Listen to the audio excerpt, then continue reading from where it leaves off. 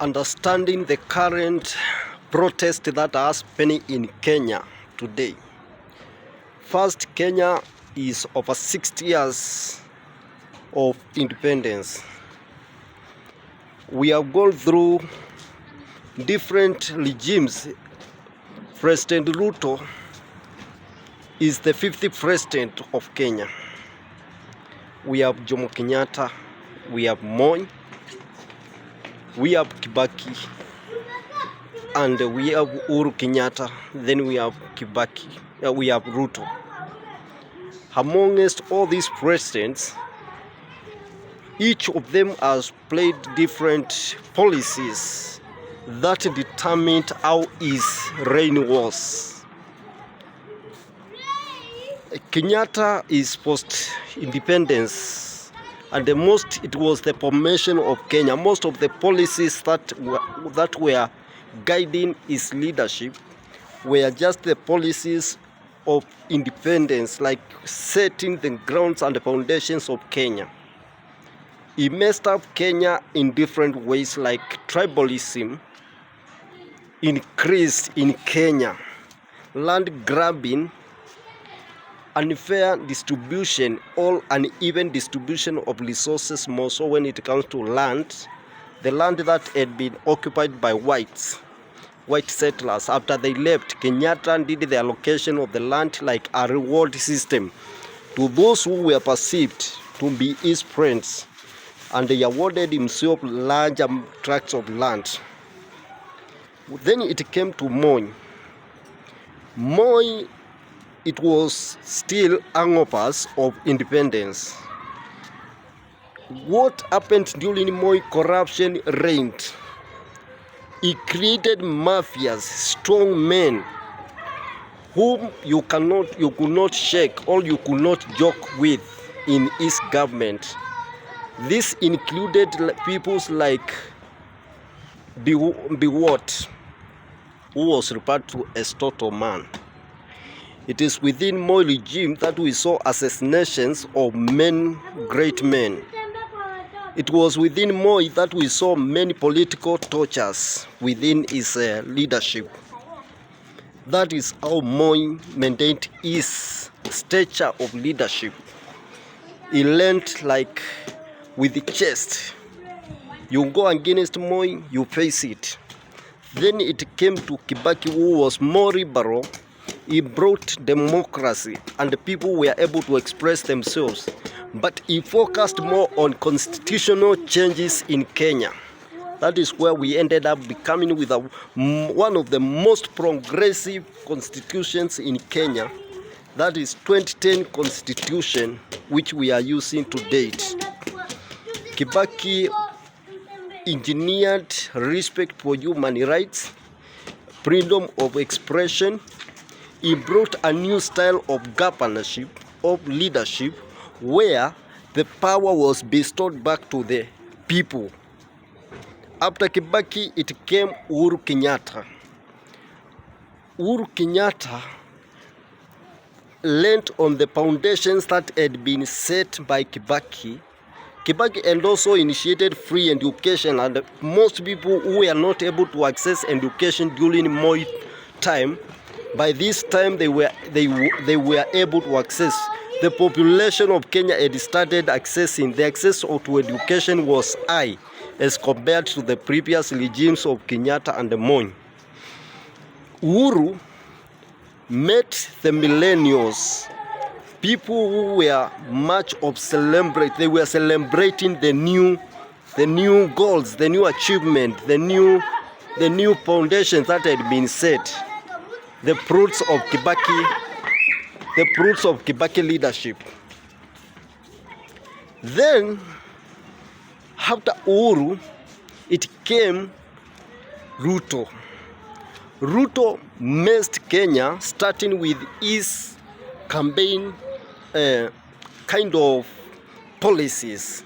He introduced a kind of separationist policies, where he talked about the rich and the poor, the dynasty and the hustlers, he created two factions, and the Kenyans opened their eyes. Most of the people, they started seeing things in different ways. So he brought the perception that there are people in Kenya who have been oppressed by the other regimes, by the previous regimes, and he talked like a messiah, a savior to these people.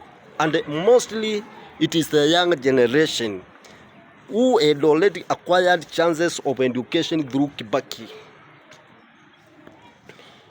Ruto, when he came to power after taking the oath, things started shifting. He realized he needed to build muscles to match the previous regimes. He started by creating cross allies whom he empowered so that he can match the former dynasties like the Kenyatta families, Moi families, Onginga families. So in this case, corruption started gaining roots in his early stage, the first year of his leadership. Kenyans started complaining about the appointments in government. They were biased. Then it came to the policies to do with West and East, our relation with the West and the East.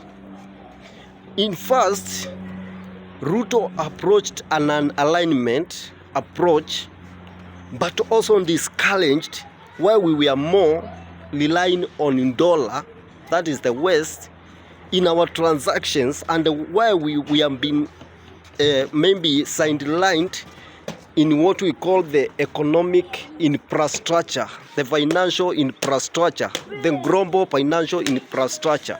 He started advocating for changes to promote equality, economic equality. And when it comes to these debts and the loans, he said that Africans will pay more, 5 times like compared to the other countries because of our credit rating. So he said the current global financial infrastructure was biased and we needed to change. People embraced that perception. Africans, they saw this is the man we have been waiting. He rose hopes of the people.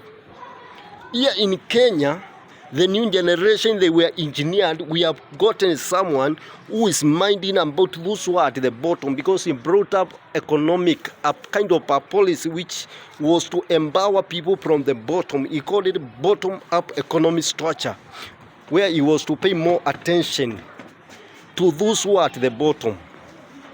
Along the way, Ruto started showing different colors, different signals, starting with his relationship with the USA. Ruto started getting influenced by IMF, the institution we thought he was fighting to bring equalization. Ruto was invited to US for a state visit. During the state visit, Kenya is declared a NATO ally. During the same visit, USA declares that they are going to build expressway from Nairobi to Mombasa. These things we saw Ruto is like leading Kenya from a personal perspective, not involving the huge generation. Then to achieve all this, he went into more debts. And the Kenyans started seeing Ruto as a betrayer, as someone who does not mean what he says. The young generation started getting angered. Ruto came up with a financial bill which was more of pro-West. It was raising the tax base of Kenyans. It introduced taxes that are new in Kenyan the system that we are not used to.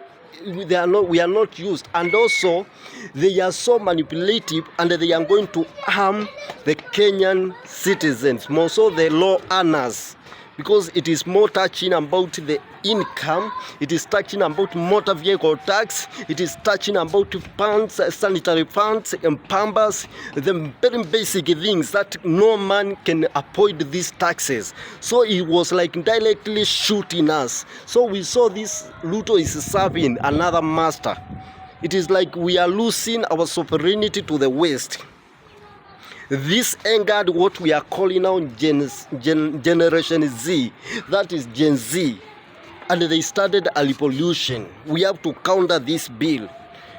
In Kenya, we have a structure where financial bill, before it is ascended, it has to go certain stages. Under the new constitution of 2010, the financial bill from executive, it has to go through public participation, then it has to go to the legislature before it goes back to the president to assent. But the people felt like they are not being listened when the constitution has given them power to decide. They objected certain tax measures, but the president insisted that it was like bulldozing this policy, this bill, without caring what the people were saying. And this is what angered the Generation Z, all the young people, and they started agitating for change.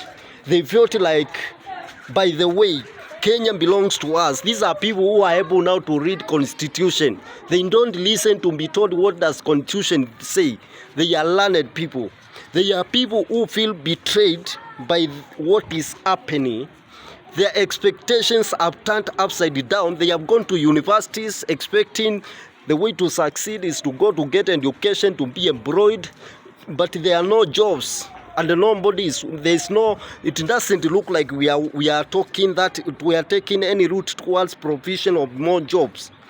President started telling them about jobs abroad, working online, which did not augur well with the functions of the government, because government is meant to put structures that will enhance equality and promote equity, distribution of resources, and also currency. But most of Kenyans, they are learned and they are blocked, they are jobless, they have done everything that anyone can do to become successful.